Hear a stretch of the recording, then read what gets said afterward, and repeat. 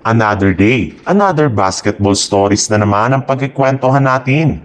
At ngayon nga ay ang pag-uusapan natin ang balitang kukunin nga daw ng Minnesota Timberwolves si Kevin Durant.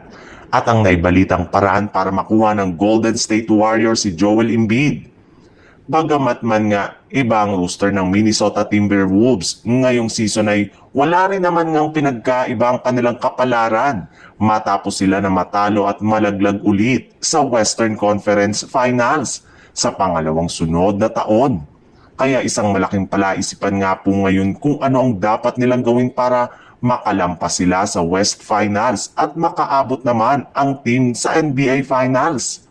At isa nga sa mga suggestion ngayon na ibinibigay ng isang NBA analyst ay ang posibilidad na pag-trade ulit nila kay Julius Randle. Kahit man nga naging maganda ang performance nito sa katapusan ng regular season at sa kanilang mga unang laro sa playoffs ay hindi pa rin nga ito sapat para makapag-compete sila sa kampyonato. Kaya mas mabuti nga kung ititrade na lamang nila muli si Randle ngayong off-season para makakuha sila ng bagong superstar na mas makakatulong sa Minnesota Timberwolves lalong-lalo na kay Anthony Edwards.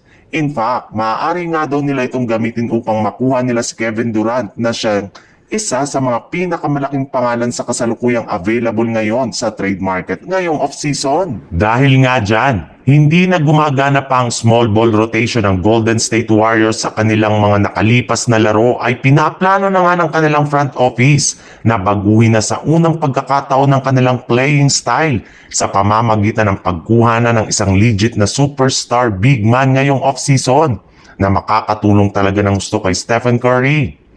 Ayaw na rin nga po nila na umasa na lang parati kay Draymond Green dahil parati na nga ito na na-outplayed sa mga ilalim ng basket sa tuwing ito ay kanilang ginagamit na center. Kaya hindi na nga nakapagtataka bakit halos lahat ng mga players ngayon na nakadikit sa kanilang team ay puro mga big man at center kagaya na lang ni Joel Embiid mula sa Philadelphia 76ers.